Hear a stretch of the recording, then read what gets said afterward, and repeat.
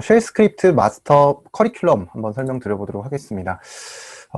리눅스 기초 부분하고요, 쉘 스크립트 내용이 둘 다 들어있습니다. 그래서 이전에 그 리눅스 온라인 수업의 기초 수업의 내용이 일부 이제 같이 포함이 좀 되어 있고요.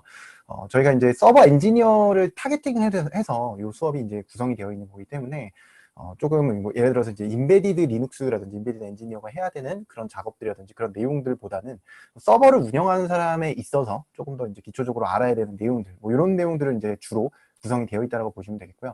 기본적으로 리눅스에 대한 이해도, 뭐 버추얼 파일 시스템, 그리고 또 이 터미널 많이 쓰게 되는데 터미널이나 쉘이나 콘솔 이런 거 제대로 구분 못하고 GUI랑 CLI 같은 거 어떤 게 장단점인지 이런 거 구분 못하시는 분들 많이 계시거든요.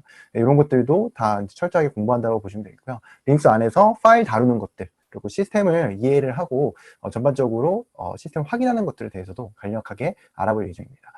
그리고 이제 리눅스 안에서 다뤄야 되는 어떤 능력치 중에서 서버 엔지니어에 있어서 정말 필수적인 게 있죠. 그게 바로 쉘 스크립트를 작성할 수 있는 능력치입니다. 왜 그러냐면 명령어를 입력해서 동작을 시키는 것도 굉장히 중요하지만 그런 부분들을 자동화시켜가지고 우리가 작업하는 부분들을 자동화시키고 조금 더 생산성을 높일 수 있는 좋은 작업이기 때문에 쉘 스크립트 능력치가 굉장히 중요해요. 그래서 그런 부분들 기본 문법부터 시작을 해가지고요. 여러 가지 실전 사례들을 좀 얘기를 하면서 그냥 단순히 문법만 배우고 나서 끝나는 게 아니라 어떤 실전 사례에 적용을 했을 때 이 스크립트가 되게 잘 적용이 될 수 있을까 이런 것들 같이 생각하면서 스크립트를 같이 짜보고 구성하는 실습 위주의 커리큘럼으로 구성이 되어 있습니다. 자, 보시면은 find 해가지고 슬래시 하면은 이 루트 폴더부터 찾는 거예요. 그러니까 모든 폴더를 기준으로 전부 다 서치를 하는 겁니다. 근데 여기서 name이라는 옵션을 줬죠. 여기다가 만약에 htab이라고만 하죠. 그러면은 htab, h부터 시작해가지고 p로 끝나는 그 단어로 된 파일명으로 찾는 거예요. 근데 이제 이렇게 하는 게 아니라 만약에 여기다가 별을 붙이고 여기다 별을 붙이면 이 키워드가 포함된 그 파일을 찾는다고 보시면 되겠습니다. 이해가 되시죠? 그래서 그런 식으로 찾아주시면 돼요.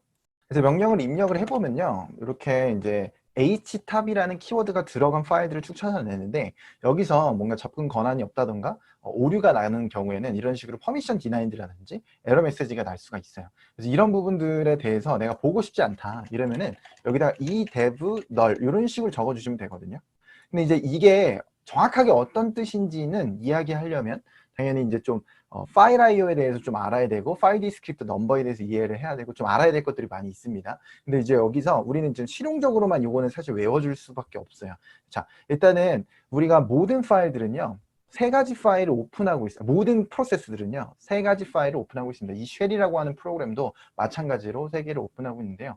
스탠다드 인풋, 아웃풋, 에러라고 해서 파일 디스크립터 넘버로는 0번, 1번, 2번을 열고 있습니다. 그래서 이 2번이 에러 메시지가 출력되는 공간이라고 보시면 되겠고요. 그 메시지 내용을 dev null에다가 넣기 때문에 보이지 않겠다. 그래서 에러 메시지를 생략하고 보겠다라는 의미가 돼버려요. 네. 그래서 요거를 자세하게 이해하고 싶다면 사실은 이제 파일 디스크립터 넘버라든지 이런 부분들을 조금 깊게 들어가야 되는데 요거는 이제 우리 클래스에서는 다루지 않고 이제 중급반이라든지 나중에 이제 지금 시스템 핵심 정리 같은 거 진행을 할 때 좀 자세하게 좀 다뤄보도록 하겠습니다. 자, 보시면은 우선은 요거를 이제 실용적으로 활용해 주시면 되겠고요. 에러 메시지 없이 htab 키워드가 들어간 파일들을 찾아내는 방법입니다. 네, 이렇게 find 명령어를 할 수가 있겠고요. find 명령어랑 굉장히 유사한데요. locate라는 명령어가 있어요. locate 한번 해볼까요? locate htab. 자, locate 했을 때 속도가 완전히 다른 거 느껴지시나요? 굉장히 빠르죠. 네. 로케이트가 굉장히 빠르기 때문에 이제 심플하게 로케이트, 파인드 명령어, 로케이트가 빠르니까 그럼 로케이트 써야겠다. 간편하고 빠르니까. 그러면은 이렇게 생각할 수 있단 말이죠. 그럼 파인드를 왜 쓸까? 자, 이게 이제 우분투에서는요, 사용자 편의적인 명령어들이 많이 있어요. 근데 그 중에 하나가 이제 로케이트라고 보시면 되겠고요. 로케이트 같은 경우에는 그냥 키워드를 입력하면 그 키워드가 포함된 파일을 빠르게 찾아내게 됩니다. 근데 이제 내부적으로 데이터베이스를 유지하고 있어요. 예, 그래서 그 데이터베이스의 정보를 기준으로 출력을 해준다라고 보시면 되거든요. 예, 그렇기 때문에 좀 빠르게 이제 찾아질 수는 있겠지만 좀 새로 만들어진 파일은 DB에 적용이 안 되어 있을 수 있기 때문에 그럴 때는 놓치는 경우가 생길 수는 있어요. 그건 이따가 한번 실습을 해보면 좋을 것 같고요. 그래서 한 가지 더 차이점을 말씀을 드리면 일단은 find라는 명령어보다 locate가 좀 더 빠른 건 맞지만 find가 세부적으로 쓸 수 있는 옵션들이 굉장히 많아요.